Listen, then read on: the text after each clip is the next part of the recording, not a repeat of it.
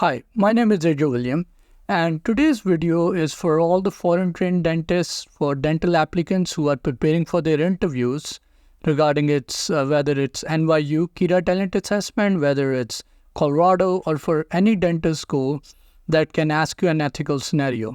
So I've came across an ethical scenario that is being asked in a lot of schools, and I'll share that with you. I'll share you what my answer would be, what I would suggest as an answer, and I'll also discuss with you the fundamental that the school is looking for, the principle that they are trying to touch upon regarding an ethical scenario. So I'll share the question with you. So most of these schools ask, if one of the patient does not accept your treatment plan, what will you do? They can also redefine this question by saying, the patient does not accept your treatment plan due to their religious belief or social belief. Or they can also put it up in this way, that if one of the patient does not accept your treatment plan of an amalgam filling because they believe that amalgam is toxic to the human body, what will you do? So before I answer this and tell you my answer, kindly do hit the like button, kindly subscribe to the channel, or write in the comment box if you have any other questions that you want me to answer. Your feedback is highly appreciated. It encourages me to make more videos like this. So coming back to the answer. So if the patient tells me this, first of all, the number one thing you're supposed to say is that I would listen to the patient and I will consider whatever concerns they have. You want the patient to be heard because you want to make them understand that you're a doctor who will listen to their concerns. That's the number one thing that you will mention in this ethical scenario. Whatever the patient's concern are, I would like to hear it. You don't jump onto the patient and say, hey, you're wrong, let me tell you what the right thing is. You don't do that. You listen to the patient, whatever their concerns are, and then you ask them, what is the source of your information? Where did you hear about this? Did you read it in a newspaper? Did a colleague tell you? Did a physician tell you? Or did you read this on internet?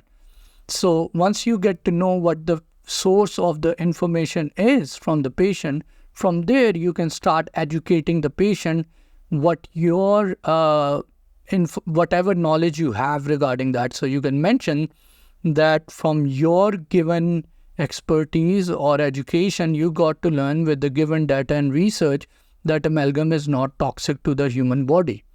And on top of that, you can and you should provide them other treatment options, like they can get a composite resin filling, a glass ionomer filling, or they also have the option to do nothing. Because the schools do want to see that you provide the patient with different treatment plan, and by the end of the day, you mention that it is the patient's autonomy if they want to get the treatment done or they want to choose for some other option. That is one of the most important thing in this whole ethical scenario, is respecting the patient's autonomy. In addition to this, they can say that the patient does not want to accept the treatment plan because it goes against their religious belief. And it can be a situation where you have a patient coming from Islamic faith and you were planning to do an extraction and put in a bone graft that is a xenograft coming from bovine origin, from the animal pig. And in this kind of situation, the patient doesn't want to do or have anything that is related to a pig. So that is a concern that you need to take in consideration and respect the patient. And on top of that, you can provide the patient with different treatment option, maybe an allograft, or maybe you can tell the patient that maybe he can't, if he want, he can just have the extraction and don't get any kind of graft. And at the end, you should also give the treatment plan option to do nothing.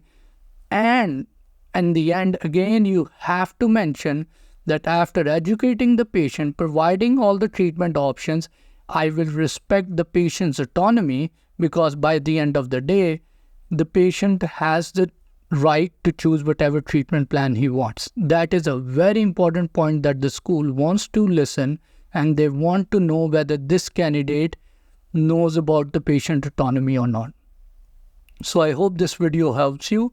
If you have any other questions, ethical scenarios, you can mention in the comment box. I'll try my best to answer back to you. And if you're interested to get a one-on-one training regarding your KIDA talent assessment, whether it's your MMI, whether it's your interview for any dentist schools, you can reach out to me on Instagram, or you can reach out to me on WhatsApp. The detail is in the description. And hopefully I'll see you in a more meaningful video. Thank you and all the best.